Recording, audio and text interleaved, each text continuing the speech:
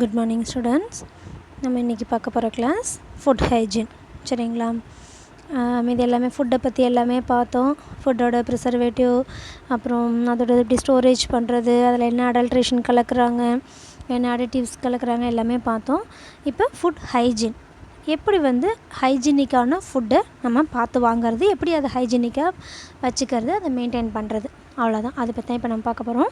Food hygiene அப்படின்னா, food is a potential source of infection. ஏன்னா அது ஈஸியாக இன்ஃபெக்ஷன் ஆகிடக்கூடிய ஒன்று. ஏன்னா ஃபுட்டு மூலியமாக தான் நம்மளுக்கு நிறைய டிசீசஸ் வருது. It can be contaminated by bacteria. அது எதனால் கண்டாமினேஷன் ஆகும் அப்படின்னு பார்த்திங்கன்னா, bacteria, other microorganism and parasites during its journey from the producers to the consumers. எங்கே ப்ரொடியூஸ் ஆகுதோ அதுலேருந்து கன்சியூமர் அதை வாங்கி சாப்பிட்றாங்கல்ல, அது வரைக்கும் அது ஜேர்னி அங்கே இங்கேயும் வருதில்ல, அந்த மேனுஃபேக்சர் பண்ணுற இடத்துலேருந்துலாம் கொண்டுட்டு வராங்கல்ல, அப்போ அந்த இடத்துல எதில் வேணாலும் அது கண்டாமினேட் ஆகலாம். சரிங்களா? எது மூலியமாக வேணாலும், bacteria, other micro organism, parasite எது மூலியமாக வேணாலும் ஆகலாம். அதுதான் ஃபுட் ஹைஜீன் அப்படின்னு சொல்கிறோம். Food hygiene implies hygiene in the production, handling, distribution and serving of all types of food. அதாவது ஃபுட் ஹைஜீன்றது நாட் ஒன்லி இது நம்ம சமைக்கிறவங்க மட்டும் பண்ணுறதில்ல, சாப்பிடும்போது நம்ம ஹேண்ட் வாஷ் பண்ணிவிட்டு சாப்பிட்றதில் மட்டும் வந்துடுறதில்ல. அது ப்ரொடக்ஷன் பண்ணுற ஏரியாலேருந்து அதை ஹேண்டில் பண்ணி டிஸ்ட்ரிபியூஷன் பண்ணி சர்வ் பண்ணுறாங்கல்ல, அது வரைக்கும் ஹைஜீனிக்காகவே இருக்கணும். ஒரு இடத்துல அது மிஸ் ஆனாலும் அதோட அந்த ஃபுட்டு கண்டாமினேஷன் ஆகிறதுக்கு சான்சஸ் இருக்குது. சரிங்களா? First milk hygiene. அப்போ ஒவ்வொரு ஹைஜீனை பற்றி நம்ம பார்ப்போம். ஃபஸ்ட் எடுத்தோடனே என்னென்னா மில்க் ஹைஜீன். மில்க் ஹைஜீன் அப்படின்னு பார்த்திங்கன்னா, சோர்ஸ் ஆஃப் இன்ஃபெக்ஷன். எதனால் மில்க் இன்ஃபெக்ஷன் கண்டாமினேட் ஆகலாம் அப்படின்னு பார்த்திங்கன்னா, milk is an important vehicle or medium for the transmission of disease agent. அது ஒரு மீடியம் தான். அதனால நம்மளுக்கு டிசீஸ் வராது, ஆனால் நம்மளுக்கு டிசீஸ் வரக்கூடிய ஆர்கானிசம் அதில் இருக்கலாம். சரிங்களா? அப்போ அது ஒரு வெஹிக்கல். ஒரு இடத்துலேருந்து ஒரு ஆர்கனைசத்தை கொண்டுட்டு நம்ம வயிற்றுக்கு கொண்டுட்டு வரக்கூடிய ஒரு வெஹிக்கல் தான் அது. அப்போ இது சோர்ஸ். மில்க் ஒரு source. Tubercle bacilli, typhoid bacilli, இது ரெண்டும் இந்த மில்க்லேருந்து நம்மளுக்கு வரலாம். The contamination of milk may arise from 3 sources: the dairy animal, the human handler, the environment. எதுலேருந்து வேணாலும் அந்த மில்க்கு கண்டாமினேஷன் ஆகலாம். டெய்ரி அனிமல், அந்த அனிமல்கிட்டேருந்து நம்மளுக்கு என்ன வரலாம் அப்படின்னு பார்த்திங்கன்னா, டியூபர்கிள் பேசிலை. ஓகேங்களா? அப்போ அந்த மாட்டுக்கு டிபி இருக்குது அப்படின்னா, அப்போ அந்த பால் மூலயமா நம்மளுக்கு அந்த ஆர்கானிசம் வரலாம். இன்னொன்று ஹியூமன் ஹேண்ட்லர் அப்படின்னு பார்த்திங்கன்னா, அதை எடுத்துகிட்டு வராங்கல்ல, நம்மளுக்கு பால் கொடுக்குறாங்கல்ல பால்காரவங்க, அவங்களுக்கு டைஃபாய்ட் ஃபீவரோ ஏதோ சம்திங் இருந்துச்சுன்னா, அவங்க சரியாக ஹைஜீனிக் மெயின்டைன் பண்ணாமல் அந்த பால் நம்ம அவங்கள்ட்டேருந்து வாங்கும்போது அதில் டைஃபாய்ட் பேசிலை வரத்துக்கு சான்சஸ் இருக்குது. என்விரான்மெண்ட்லேருந்து கண்டாமினேட்டட் வேசல், அவங்க பால் கறக்குறாங்கல்ல அந்த பாத்திரத்தில் ஏதாவது இருக்கலாம். அப்புறம் அதில் தண்ணி கலக்குறாங்கல்ல, அந்த தண்ணி கண்டாமினேஷன் வாட்டராக இருக்கலாம். அப்புறம் பாலை திறந்தே வச்சு நம்மளுக்கு கொண்டு வந்திருந்தாங்கன்னா அதில் டஸ்ட்டு, ஃப்ளைஸ் அந்த மாதிரி ஏதாவது விழுந்திருக்கலாம். இப்போ கொசு அதில் செத்து கிடக்குன்னு வச்சுங்களேன், அப்போ அந்த கொசு மூலியமாக நம்மளுக்கு நிறைய டிசீஸ் பரவுதுன்னு பார்த்தோம். அப்போ அந்த மைக்ரோ ஆர்கானிசம் அது எல்லாமே அந்த மில்கில் அதை நம்ம குடிக்கிறது மூலியமாக நம்மளுக்கு வரலாம். சரிங்களா? These are all sources. Milk born disease, அந்த மாதிரி அந்த மில்க்கு நம்ம கண்டாமினேட்டட் மில்கை குடிக்கிறது மூலியமாக நம்மளுக்கு என்னென்னலாம் டிசீஸ் வரலாம் அப்படின்னு பார்த்திங்கன்னா, டைரக்ட்லி ஃப்ரம் த அனிமல்கிட்டேருந்து என்னென்ன வரலாம்னா, பொவைன் டியூபர்குலோசிஸ். பொவைன்னாவே அனிமல்கிட்டேருந்து நம்மளுக்கு வரக்கூடிய tuberculosis, streptococcal infection, cowpox, foot and mouth disease, anthrax, இது எல்லாமே அந்த அனிமல்கிட்டேருந்து நம்மளுக்கு வரலாம். இன்னொன்று indirectly from the human handler and என்விரான்மெண்ட்லேருந்து typhoid and paratyphoid fever, dysentery, cholera, viral hepatitis, diphtheria, இதெல்லாம் நம்மளுக்கு அந்த ஹேண்டில் பண்ணுறாங்கல்ல அவங்கள்ட்டேருந்து வரலாம். சரிங்களா? இதெல்லாம் தான் மில்க் பார்ன் டிசீசஸ். மெத்தட்ஸ், என்ன மெத்தடில் நம்ம அதை பண்ணணும் அப்படின்னு பார்த்திங்கன்னா, ஏற்கனவே நம்ம மில்க்கு எந்த மெத்தடில் ஸ்டெர்லைஸ் பண்ணணும் அப்படின்னு பார்த்துட்டோம். பாஸ்டரைசேஷன் அப்படின்னு பார்த்தோம். இப்போ இங்கே இன்னொன்று பாயிலிங் ஆஃப் மில்க். பாயிலிங்னாவே 100 டிகிரி செல்சியஸ். 100 டிகிரி செல்சியஸில் அதை ஹீட் பண்ணோன்னாவே அது பேர் தான் boiling. Boiling is an ancient method of rendering the milk safe for human consumption. Much of the milk produced in India is practised by boiling. அதாவது நிறைய நம்ம இந்தியாவில் என்ன ப்ராக்டிஸ் இருக்குது அப்படின்னா, மில்கை பாயில் பண்ணுறது தான், பச்சையாக குடிக்கிற பழக்கம் கிடையாது. The disadvantages of boiling the milk, அதாவது மில்க் பாயில் பண்ணுறது மூலயமா நம்மளுக்கு என்ன டிஸ்அட்வான்டேஜ் கிடைக்கும் அப்படின்னு பார்த்திங்கன்னா, boiling kills all organism present in the milk including the useful lactic acid bacilli bacteria. இது destroy vitamin C and B, இது டெஸ்ட்ராய் பண்ணுது. Boiling gives cooked taste to milk due to the burning of lactose during boiling. நம்ம cook பண்ணும்போது அதில் உள்ள lactose வந்து என்ன ஆகிடுதுன்னா burn ஆகிடுது. அதனால தான் நம்மளுக்கு அந்த டேஸ்ட் பால் ஸ்மெல் வருது. ப்ரோட்டீன் இந்த மில்க் ஆர் கொயாகுலேட்டட், அதில் உள்ள ப்ரோட்டீன் வந்து கொயாகுலேஷன் ஆகிடுது. த என்சைம்ஸ் ஆர் டெஸ்ட்ராய்டு, அதில் வந்து நார்மல் என்சைம்ஸ் நேச்சுரல் என்சைம்ஸ் இருக்கிறது டெஸ்ட்ராய் ஆகிடுது. பாயிலிங் ஆல்டர் த டேஸ்ட், அது வந்து அதோட டேஸ்ட்டை ஆல்டர் பண்ணிடுது. Flavour and nutritive value of the milk, அதோட நியூட்ரிட்டிவ் வேல்யூவும் குறைஞ்சிடுது அதில் அப்படின்னு சொல்கிறாங்க. அப்போ நம்ம பால் காய்ச்சி குடிக்கிறதுக்கும் டீ போட்டு குடிக்கிறதுக்கும் டிஃப்ரென்ஸ் இருக்குல்ல. அப்போ இந்த பால் அந்த பாலும் ஒரே மாதிரியாக இருக்குது இல்லை வேறு மாதிரி. அப்போ நல்லா கொதிக்க வைக்கிறது அபோவ் த பாயிலிங் பாயிண்ட், அதுதான் நம்ம டீ போடுவோம் சரிங்களா. அப்போ அந்த மாதிரி பண்ணுறது மூலயமா அதில் உள்ள இந்த மாதிரி சத்துக்கள் எல்லாமே கம்மியாயிடுது அப்படின்னு சொல்கிறாங்க. Pasteurization, WHO defined as the heating of milk to such temperature and for such period of time as are required to destroy the pathogen that may be present while causing minimal changes in the composition, flavor and nutritive value. இதுதான் வந்து பாஸ்டரைசேஷனுக்கு definition. 2 மார்க்கில் இல்லை 1 மார்க்கில் கண்டிப்பாக கேட்பாங்க இந்த definition சரிங்களா. Pasteurisation அப்படின்ற டெஃபினேஷன் நல்லா படித்து வச்சுக்கோங்க. ஒன்றும் கிடையாது, ஹீட்டிங் ஆஃப் மில்க், பாலை வந்து சூடு பண்ணுறோம் சச் டெம்பரேச்சருக்கு for such period of time, கொஞ்சம் பீரியட் வந்து கொஞ்சம் டெம்பரேச்சர் வச்சு அதை சூடு பண்ணுறோம். It required to destroy the pathogen, அதில் இருக்கிற பேத்தோ ஆர்கானிசம் அது எல்லாமே டெஸ்ட்ராய் ஆகிற அளவுக்கு அதை சூடு பண்ணுறோம். Maybe present while causing minimal changes இந்த கம்போசிஷன். அப்போ அப்படி பண்ணும்போது அந்த பாலில் இருக்கிற அந்த காம்போசிஷன் நிறைய இருக்குல்ல. அப்போ அதில் 100 ml மில்கில் என்னென்ன இருக்குது அப்படின்றது நம்ம கிளாஸிஃபிகேஷன் ஆஃப் ஃபுட்டிலேயே பார்த்துட்டோம். அப்படி இருக்கும்போது அப்போ அதில் உள்ள காம்போசிஷன் எல்லாமே கொஞ்சம் சேஞ்ச் ஆகும். ஃப்ளேவர் அண்ட் நியூட்ரிட்டிவ் வேல்யூ, ஃப்ளேவரும் கொஞ்சம் சேஞ்ச் ஆகும், நியூட்ரிட்டிவ் வேல்யூவும் சேஞ்ச் ஆகும். அதுக்கு பேர் தான் பாஸ்டரைசேஷன் ஓகேங்களா. பாஸ்டரைசேஷன் டிஃபர்ஸ் ஃப்ரம் பாயிலிங் வேறு, பாஸ்டரைசேஷன் வேறு. It destroy only the harmful pathogenic bacteria but not the useful lactic acid bacteria. இது வந்து ஒன்லி ஹார்ம்ஃபுல் பாக்டீரியாவை மட்டும்தான் கொல்லுது நம்ம பாஸ்டரைசேஷன் பண்ணும்போது. Vitamin are not destroyed by pasteurisation பண்ணும்போது விட்டமின்ஸ்லாம் வந்து டெஸ்ட்ராய் ஆகாது. Pasteurization caused only minimal changes in protein and sugar. Pasteurization is the simplest, safest and the cheapest method rendering milk safe. இது பண்ணுறது மூலயமா எந்த விதமான கெடுதலும் நம்மளுக்கு நடக்காது அப்படின்னு சொல்கிறாங்க ஓகேங்களா. இது ஒன்று பண்ணலாம். இன்னொன்று phosphate test. This test is employed to find out of the milk has been properly pasteurised or not. அந்த பாஸ்பேட் டெஸ்ட் பண்ணணும் அப்படின்னா அந்த மில்க் வந்து ப்ராப்பராக பாஸ்டரைசேஷன் ஆயிருக்கா இல்லையா அப்படின்றத நம்ம கண்டுபிடிச்சிடலாம். The test is based on the principle that the enzyme phosphate which is present in raw milk is destroyed during pasteurisation. ஒரு என்சைம் வந்து பச்சை பாலில் இருக்கும், அதை பாஸ்டரைசேஷன் பண்ணணும் அப்படின்னா அந்த என்சைம் வந்து டெஸ்ட்ராய் ஆகிடும். அப்போ அது மூலியமாக தான் நம்ம இந்த பாஸ்பேட் டெஸ்ட்டு பண்ணுறோம் பாலில் சரிங்களா. If phosphate enzyme is present after pasteurisation it indicate that the milk has not been properly pasteurised. அந்த என்சைம் வந்து மறுபடியும் நம்ம டெஸ்ட் பண்ணும்போது இருந்துச்சு அப்படின்னா அது சரியாக பாஸ்டரைசேஷன் ஆகலை அந்த பால் அப்படின்னு அர்த்தம் சரிங்களா. இதுதான் வந்து மில்க் ஹைஜீன். மில்க்னால எப்படிலாம் பரவுது டிசீஸ், என்ன டிசீஸ்லாம் பரவுது, அதை நம்ம எப்படி வந்து ஹைஜீனாக நம்ம மெயின்டைன் பண்ணலாம் அப்படின்றதெல்லாம் தான் இப்போ நம்ம பார்த்தோம். அடுத்தது வந்து மீட் ஹைஜீன். மீட் ஹைஜீன்னா என்ன? கறி நம்ம நான்வெஜ் சாப்பிட்றாங்கல்ல அந்த ஹைஜீன் எப்படி வந்து பண்ணுறது, அது எப்படிலாம் பார்க்குது, அது மூலயமா நம்மளுக்கு என்னெல்லாம் பரவுது அப்படின்றத பார்ப்போம். Meet is a vehicle for disease like tapeworm and bacterial infections like anthrax, tuberculosis and food poisoning.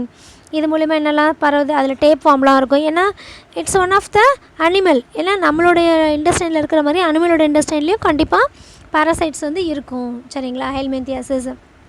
அப்போ அதில் நம்ம பார்க்காம சாப்பிட்டுட்டோம் அப்படின்னா அந்த வேர்ம் வந்து நம்மளுக்கும் வந்துடும் சரிங்களா. அப்போ அது வரலாம், ஆந்த்ராக்ஸ் வரலாம், டியூபர்குலோசிஸ் வரலாம், ஃபுட் பாய்சன் ஆகலாம் இந்த மீட் மூலயமா. அடுத்து this disease can be avoided by 2 ways. அந்த மாதிரி டிசீஸ்லாம் வரக்கூடாது, அதை நம்ம அவாய்ட் பண்ணணும் அப்படின்னு நினச்சோம்னா அதுக்கு 2 வழி இருக்குது. Ante mortem examination, post mortem examination. Ante mortem examination, ஆன்டினாவே என்ன அர்த்தம்? பிஃபோர், போஸ்ட் அப்படின்னா ஆஃப்டர். இதெல்லாம் நம்ம ஃபண்டமெண்டலில் படிச்சிருக்கோம். ஆன்டி மார்ட்டம் அப்படின்னா பிஃபோர் என்ன பண்ணணும்? Before the animal is sent to slaughter The animals are examined by veterinary doctor. The diseased sick animal with tuberculosis, sheeppox, brucellosis, diarrhea and pregnant animals are rejected and only the healthy animals are sent to slaughter house. அந்த இது ஸ்லஃபர்னால் ஒன்றும் இல்லை, அந்த வெட்டுறாங்கல்ல அந்த இடத்துக்கு கொண்டு போகிறாங்கல்ல, ஆடாக இருந்தாலும் கோழியாக இருந்தாலும் இல்லை வேறு ஏதாவது இறைச்சி அது பண்ணுறதுக்கு அந்த அனிமலை கட் பண்ணுறதுக்கு கொண்டு போகிறாங்களே அந்த இடம் பேர் தான் ஸ்லஃபர் அப்படின்னு சொல்லுவோம். அப்போ அந்த இடத்துக்கு கொண்டு போகும்போது அந்த அனிமலை வந்து ஃபுல்லாக செக் பண்ணணும் அப்படின்றாங்க. வெட்டினரி டாக்டர் வந்து செக் பண்ணணும் அந்த அனிமலுக்கு வந்து எந்த டிசீஸும் இல்லை, இப்போ நம்ம சொன்ன டிசீஸ் எல்லாமே அது சிக்கா இல்லை, அப்புறம் டியூபர்குலோசிஸ் இல்லை, ஷீப் பாக்ஸ் இல்லை, அதுக்கு ப்ரூசலோசிஸ் இல்லை, டயரியா இல்லை அந்த அனிமலுக்கு, அப்புறம் அந்த அனிமல் ப்ரெக்னெண்ட்டாக இல்லை அப்படின்னா மட்டும்தான், ஹெல்த்தியாக இருக்கிற அனிமலை மட்டும்தான் நம்ம ஸ்லஃபர் அழைச்சிட்டு போய் அதை கட் பண்ணி நம்ம ஃபுட்டுக்கு யூஸ் பண்ணலாம் அப்படின்றாங்க. இதான் ஆன்டிமார்ட்டம் எக்ஸாமினேஷன். போஸ்ட்மார்ட்டம் எக்ஸாமினேஷன் அப்படின்னு பார்த்தீங்கன்னா a second examination is carried out soon after slaughtering the animal. அதை கட் பண்ணினதுக்கப்புறம் அந்த அனிமலை நம்ம வாட்ச் பண்ணணும். Animals with cysticercis, BOFS, liver fluke, liver abscess, hydatidiosis and tuberculosis are rejected. Cut பண்ணதுக்கப்புறம் நம்ம அந்த உள்ள ஆர்கன்ஸை நம்ம செக் பண்ணி பார்த்தோம் அப்படின்னா அதில் ஏதாவது டிசீஸ்டு மாதிரி நம்மளுக்கு தெரிஞ்சதுன்னா அந்த அனிமலை வந்து நம்ம ரிஜெக்ட் பண்ணிடணும். சரிங்களா? அடுத்தது இந்த ரெண்டு மூலிமா நம்ம வந்து இந்த டிசீஸ் வராமல் ப்ரிவெண்ட் பண்ணலாம். அடுத்தது நல்ல மீட்னா அது எப்படி இருக்கும் அப்படின்னு பாருங்கள். Characteristic of good meat. Non veg சாப்பிட்றவங்களுக்கு இதெல்லாம் வந்து ஒரு டிப்ஸ், அவ்வளோதான். Meat should be firm and elastic to touch. அந்த மீட்டை அந்த கறி வந்து இப்படி தொட்டு பார்க்கும்போது ஃபோம் சாஃப்டாக இருக்கணும், அந்த மாதிரி எலாஸ்டிக் அப்படி எலாஸ்டிக் பதமாக இருக்கணும். அப்படி இருந்தால் தான் அது வந்து ஃப்ரெஷ்ஷாக இருக்குன்னு அர்த்தம். It should not be greasy and slimy. அதாவது இந்த குழ அப்படிலாம் வந்து இருக்கக்கூடாது. சரிங்களா? The colour should be neither pale pink not deep purple. Pale pink, I mean pink நம்ம சொல்லுவோம்ல பேபி பிங்க், அந்த பிங்க்கில் இருந்தால் மட்டும்தான் ஃப்ரெஷ்ஷுன்னு அர்த்தம். வந்து பர்பிள் டீப் பர்பிள் கலருக்கு ஆகிடுச்சு அப்படின்னா அது ஃப்ரெஷ் மீட் இல்லை அப்படின்னு அர்த்தம். It should have an agreeable odour. அந்த ஸ்மெல்லை வச்சே கண்டுபிடிச்சிடலாம். அதாவது அப்படியே பச்சை வாசனை, அந்த ரத்த வாசனை அடிக்கும், அப்போ அது வந்து ஃப்ரெஷ்ஷாக இருக்குது அப்படின்னு அர்த்தம். சரிங்களா? இதில் தான் கேரக்டரிஸ்டிக் ஆஃப் குட் மீட். நல்ல ஒரு இறைச்சி இப்படி தான் இருக்கும், இந்த கேரக்டரில் தான் இருக்கும். Sanitation of slaughter house. அந்த மாதிரி அது கட் பண்ணுற இடத்த வந்து எப்படி நம்ம சானிடேஷனாக வச்சுக்கணும் அப்படின்னு பார்த்தீங்கன்னா,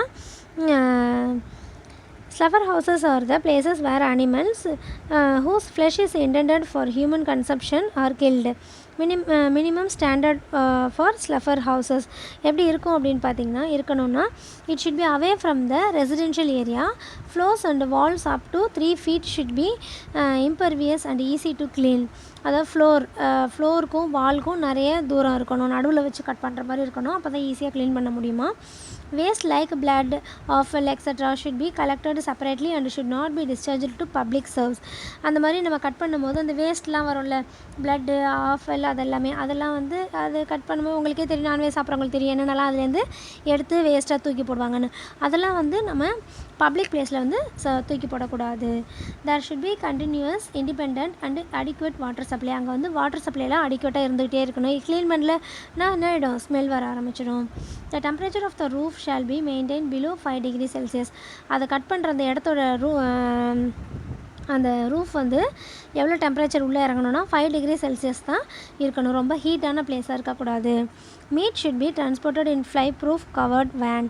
அதாவது கட் பண்ணினதுக்கப்புறம் அதை எடுத்துகிட்டு போகிறாங்கல்ல, அது வந்து ஃப்ளை ப்ரூஃப் கவராக இருக்கணும், முச்சிக்கிட்டு அப்படிலாம் இருக்கக்கூடாது. இதெல்லாம் தான் அந்த ஸ்லஃபர் ஹவுஸ் வெட்டுற அந்த இடத்துல நம்ம எப்படி சானிடேஷனை மெயின்டைன் பண்ணுறோம் அப்படின்றதுக்கான பாயிண்ட்ஸ். ஓகேங்களா? இதுதான் மீட் ஹைஜீன். மீட் அந்த மாதிரி எப்படி இருக்கணும்னு பார்த்தோம். மில்க்கு பார்த்துட்டோம், மீட்டு பார்த்துட்டோம். அடுத்தது ஃபிஷ் எப்படி இருக்கணும் அப்படின்னு பாருங்கள். Fish decomposes immediately after death. ஏன்னா ஃபிஷ் வந்து டெத் ஆனதுக்கப்புறமே என்ன ஆக ஆரம்பிச்சிடும், டீகம்போசஸ் ஆக ஆரம்பிச்சிடும். த சயின்ஸ் ஆஃப் ஃப்ரெஷ் ஃபிஷ்னால் என்னென்ன சயின்ஸ்லாம் இருக்கும் அப்படின்னு பாருங்கள். It is in a state of ஸ்டிஃபாகவே இருக்கும், குழந்தை இப்படி அமுங்காது, அப்படியே ஸ்டிஃப்னஸாகவே இருக்கும். The gills are bright red. அந்த கில்ஸ் இருக்குல்ல மேலே, அதெல்லாம் வந்து பிரைட் ரெட்டாக இருக்கும்.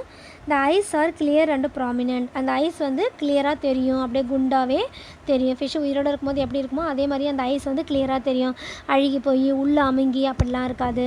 அப்படிலாம் இருந்தால் தான் அது நல்ல ஃப்ரெஷ் ஃபிஷ்ஷுன்னு அர்த்தம். when we use the tin fish, the following point, டின்னில் வச்சுருக்கிற ஃபிஷ்ஷை வந்து நம்ம யூஸ் பண்ணுறோம் அப்படின்னா அதில் என்னென்னலாம் நம்ம பார்க்கணும் அப்படின்னா, the tin must be new and clean without leakage or rusting. அந்த டின்னு வந்து புதுசாக இருக்கா இல்லை பழசாக இருக்கா, அப்புறம் எக்ஸ்பைரி டேட் அதில் இருக்குதா, அப்புறம் அதோட லீக்கேஜ் ஏதாவது இருக்குதா, அதெல்லாம் நம்ம பார்க்கணும். அடுத்தது, on opening the tin, the content should not be drained out which indicates decomposition. அதாவது டீகம்போசிஷன் ஆகிடுச்சு அப்படின்னா அதில் நீர் கோத்த மாதிரி ஆகிடும், அதை வந்து தூக்கி போட்டுறணும். அது இல்லாமல் ஸ்டிஃப்னஸாக இருந்தால் மட்டும்தான் அது நல்லா இருக்குது ஃபிஷ்ஷு அப்படின்னு அர்த்தம், அப்போ தான் நம்ம சாப்பிடணும். சரிங்களா, இதெல்லாம் டின் ஃபிஷ்ஷுக்கு பார்க்கக்கூடியது. இதுதான் ஃபிஷ் ஹைஜீன். அடுத்தது egg hygiene. Egg become stale on prolonged storage and storage under unsatisfactory conditions. Egg வந்து நம்ம ரொம்ப நாள் ஸ்டோர் பண்ணி வைக்க முடியாது, ஏன்னா அது வந்து அன்சாட்டிஸ்ஃபை, எந்த கண்டிஷனில் நீங்கள் வச்சாலும் அது வீணாயிடும். The freshness of the egg may be tested as follows. Freshness, ஒரு எக்கு வந்து ஃப்ரெஷ்ஷாக இருக்குது அப்படின்னு எப்படி கண்டுபிடிக்கிறதுன்னு பார்த்தீங்கன்னா, கேண்ட்லிங் அப்படின்னா when a strong light is projected the egg must appear transparent. நல்ல ஸ்ட்ராங் லைட் அதில் அடித்து பார்த்தீங்கன்னா அந்த எக்கு உள்ளே வந்து டிரான்ஸ்பரண்ட்டாக தெரியும். The egg are rejected if there are any spots appear on the shell of egg. அந்த எக்கு முட்டை ஓடு மேலே ஏதாவது ஸ்பாட்ஸ் இருந்துச்சு அப்படின்னா அதை வந்து நம்ம சாப்பிடக்கூடாது. சரிங்களா, இது ஒரு பாயிண்ட்டு. அடுத்து, floating in saline water. Normal saline வாட்டரில் fresh egg sink in 10% salt solution. Stale egg will float. அதாவது எக் முட்டை வந்து உள்ளே மூழ்கினா தான் அது நல்ல எக்குன்னு அர்த்தம். ஃப்ளோட்டிங்கில் இருந்துச்சு அப்படின்னா அது வந்து வீணாக போயிடுச்சின்னு அர்த்தம். சரிங்களா, இதுதான் வந்து எக்கு ஹைஜீனாக எக்கை வந்து நம்ம செக் பண்ணுற மெத்தட். அடுத்தது பார்த்திங்கன்னா ஃப்ரூட்ஸ் அண்ட் வெஜிடபிள்ஸ் ஹைஜீன். அது நீங்கள் பார்த்த உடனே தெரியும், ஏன்னா இதெல்லாம் கூட நம்ம வாங்கி பழக்கம் இல்லைன்னா தெரியாது, ஆனால் ஃப்ரூட்ஸ் அண்ட் வெஜிடபிள் பார்த்த உடனே நம்மளுக்கு தெரியும் அது காஞ்சிருக்குதா, வீணாயிடுச்சா, அழுகிடுச்சா, அந்த ஸ்மெல்லை வச்சு இதெல்லாம் வச்சு நம்ம கண்டுபிடிச்சிடலாம் ஈஸியாக. Fruits and vegetable especially those which are eaten raw.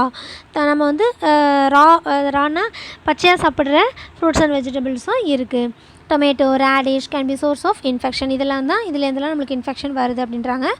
Those which are grown in sewage irrigated land and are particularly dangerous if eaten raw and அன்வாஷ்டு.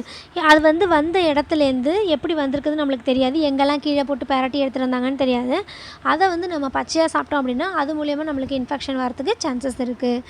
They can transmit pathogenic bacteria like the typhoid bacilli and worm infestation. அது மூலிமா என்னெல்லாம் நம்மளுக்கு வரலாம் அப்படின்னு பார்த்தீங்கன்னா, typhoid பேசிலே வரலாம், warm infestation நம்மளுக்கு வரலாம். ஏன்னா மண்ணில் பறித்து போட்டு கலந்து எடுத்துகிட்டு வந்தாங்கன்னா அந்த மண்ணில் இருக்கிற அந்த வேர்ம்ஸ் வந்து நம்ம சாப்பிடும்போது நம்மளுக்கு வரலாம். Vegetables which are cooked and eaten are free from this danger. அதனால தான் அதை வந்து நம்ம வேக வச்சு சாப்பிட்ணும் அப்படின்னு சொல்கிறாங்க. Vegetables which are to be eaten raw are best treated in a weak solution of potassium permanganate and later washed in running water. Suppose நான் பச்சையாக தான் சாப்பிட்ணும், சரி குழந்தைங்களுக்கு நம்ம கேரட்லாம் பச்சையாக தான் கொடுக்கணும் அப்படின்னு சொன்னிங்கன்னா அப்போ என்ன பண்ணலான்னா, வெறும் வாஷ் பண்ணால் அது போகாது, பொட்டாசியம் பெர்மாங்கனேட் போட்டு அதை ஒரு 10 நிமிஷம் ஊற வச்சுட்டு அதுக்கப்புறம் ரன்னிங் வாட்டரில் வாஷ் பண்ணி கொடுக்கலாம் அப்படின்றாங்க. ஓகேங்களா, ஓகே, இதெல்லாம் தான் ஃபுட் ஹைஜீன். இதில் ஃபஸ்ட்டு மில்க் ஹைஜீன் பார்த்தோம், மீட் ஹைஜீன் பார்த்தோம், ஃபிஷ் ஹைஜீன் பார்த்தோம், எக் ஹைஜீன் பார்த்தோம், அடுத்தது ஃப்ரூட்ஸ் அண்ட் வெஜிடபிள் ஹைஜீன் பார்த்தோம். ஃபுட் ஹைஜீன் அப்படின்னு கொஷின் கேட்டாவே இதெல்லாம் தான் நீங்கள் எழுதணும். ஓகேங்களா, அடுத்தது லாஸ்ட் கொஷின். இதோட நம்மளுக்கு வந்து முடியுது நியூட்ரிஷன். லாஸ்ட் கொஷின் ஏற்கனவே உங்கள்கிட்ட சொன்ன மாதிரி national and international food agencies என்னென்னு மட்டும் நீங்கள் தெரிஞ்சுக்கிட்டால் போதும். சரிங்களா, central food training research institute, food and agricultural organisation, national institute of nutrition, food safety and standard authority of India, care cooperative for assistance and relief everywhere, national institute of public cooperation and child development scheme. ஓகேங்களா, இதெல்லாம் தான் ஃபுட்டுக்குன்னு உள்ள agencies. ஓகேங்களா, national and international agencies, food agencies. இது எல்லாமே சும்மா 2 மார்க்கில் கேட்பாங்க உங்களுக்கு, இல்லைனா 1 மார்க்கில் கேட்பாங்க. இதுக்கெலாம் எக்ஸ்பென்ஷன் படித்து வச்சுக்கோங்க. CFTRI, FAO, NIN, FSSAI. நீங்கள் எந்த ஒரு பொருள் மளிகை ஜாமான் கடையிலேருந்து பேக்கட் ஐட்டம் வாங்கினாலும் FSSAI அப்படின்னு அதில் குறிச்சிருப்பாங்க. இந்த என்னது ஏஜென்சியோட அப்ரூவல் இல்லை அப்படின்னா அவங்க எங்கேயுமே விற்க முடியாது வெளியில். நீங்கள் எது வாங்கினாலும் பேக்கரி ஐட்டம்ஸு, இது என்னது மளிகை ஜாமான் இந்த பேக்கடு ஐட்டம்ஸ் எது வாங்கினாலும் அதில் அந்த FSSAI அப்படின்றது இருக்கும். உங்கள் வீட்டில் இருக்கிற பேக்கடு ஐட்டம்ஸ் ஏதாவது இருந்துச்சுன்னா அதை எடுத்து பாருங்கள். அதில் FSSAIன்ற அந்த சிம்பிள் இருக்கும். அந்த எக்ஸ்பென்ஷன் அதுக்கு இந்த ஃபார்ம் இருக்கும். அதுக்கு எக்ஸ்பென்ஷன் என்ன அப்படின்னு பார்த்தீங்கன்னா, food safety and standard authority of India. அந்த ஏஜென்சி கீழே அப்ரூவல் வாங்கி தான் இவங்க கொடுக்குறாங்கன்னு அர்த்தம். சரிங்களா? ஓகேப்பா, தேங்க்யூ.